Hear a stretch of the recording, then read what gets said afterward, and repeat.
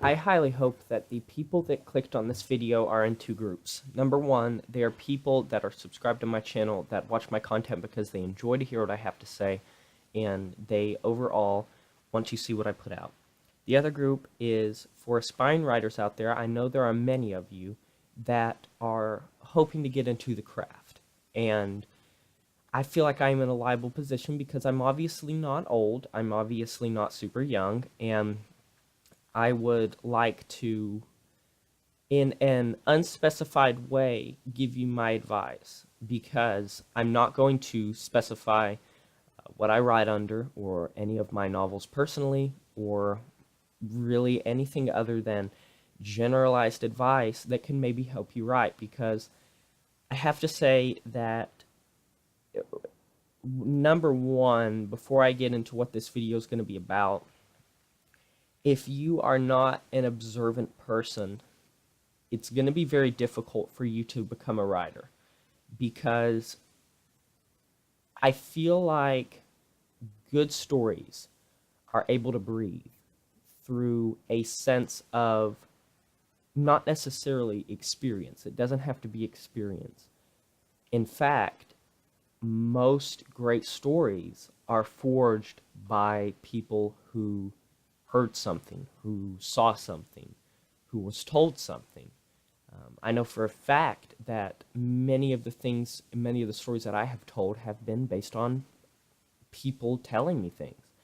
And if you are an observant individual, I don't think writer's block will ever be an issue, because you're constantly going to be craving to get that story out, or at least that's me. I never get writer's block. That's just how it is. Maybe I'm just blessed. Maybe I'm just lucky, because I know for a fact that pretty much everyone else has to go through writer's block, and I'll probably do a video on that too eventually. But today we're going to be talking about dialogue. So if you guys want to see more videos such as this on this topic, on the topic of writing, please let me know and give me suggestions for what individual topics you would like me to talk about within this generalized type of playing field. So today we're talking about dialogue. Now, dialogue is, from what I've heard, either the hardest thing for people to write or the easiest thing for people to write. For me, dialogue is very much on the easy side. It's one of the things that I believe that I do well, and with dialogue, there is pretty much only one thing you have to keep in mind as you're writing, and that is, don't try to think too hard about how someone would reply or say something, because if you end up doing that, you're going to become too hung up on how people speak. And it's a double-edged sword in the way that you want to try to keep in mind whatever genre you're writing. You want to keep in mind what type of character and what type of environment this is. You're not going to have someone saying the word, "Oh, that's so coolio," back in a medieval century modern novel. It wouldn't make sense. So you obviously do that. But the reason it's a double-edged sword is no two people are going to say things in the same way. You have to keep in mind, is this a strong character? Is this a weak character? Is this a male character? Is this a female character? Is this a character that has been troubled in the past? Is this a character that has had a perfectly fine life? Is this someone that's been spoiled their whole life? Is this someone that's been poor all their life? Is this someone that uses foul language regularly? Is this someone that never uses foul language? Is this someone that was in the military? There are so many facets, and personally, no matter what I'm writing, no matter what type of character I'm writing, I try to understand situation and background prior to me understanding how that character would verbally communicate with other people. Because I feel like the way people talk will be reflected by who they are. And honestly, there is no right or wrong way that any one person talks. If you line up 10 people and ask them to give you a synonym for a certain word, my guess is you'd be hard pressed to find a perfect group of 10 that would say the same thing.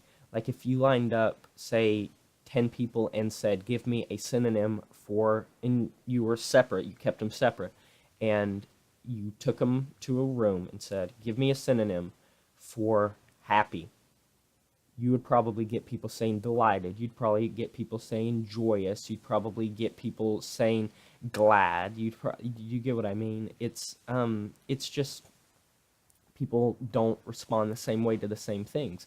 And when it comes to dialogue, what you want to do is you want to take into account what the story is you're writing. But other than that, just write as you would personally feel in that situation. That's not a bad idea for beginners, and I know for a fact that I've been writing for quite a long time, and something I did when I first started is I would literally just, a character would say something to someone, and I would make the dialogue, I'd craft the dialogue around what I would say. And I mean, it works, but you're going to have a bunch of characters that respond the same way. So that's not necessarily the most preferable thing you could do, but it's not necessarily the worst. So with dialogue, craft it in such a way that pushes the boundaries of whatever it is you're doing, and don't think too hard on it. I find that too many people think too hard on dialogue, and don't try to be overly ambitious or Shakespearean. That means, like, if someone gets shot in the head, if their lover is around them, they're not going to bust out in some Shakespearean monologue. It's just not how the world works nowadays, unfortunately. I wish it was. It'd be pretty cool. But don't try to overcomplicate sentences, or don't try to just find words to use them. If you can describe something in fewer words, describe it in fewer words, but use the right words. You don't need to something. This is kind of more of description, but it can also be for dialogue as well. If your character is describing something to another character, you don't have to use 1,000 adjectives. Like, I mean,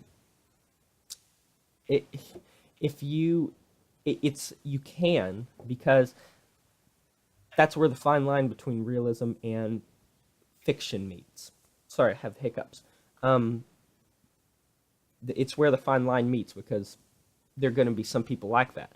And also with dialogue, you don't necessarily have to talk about everyday things, because that's not what people come to fiction for. You don't need to have a piece of dialogue that's just like, hi, how was your day? It was good. How was yours? It was pretty good. That moves the plot further? None.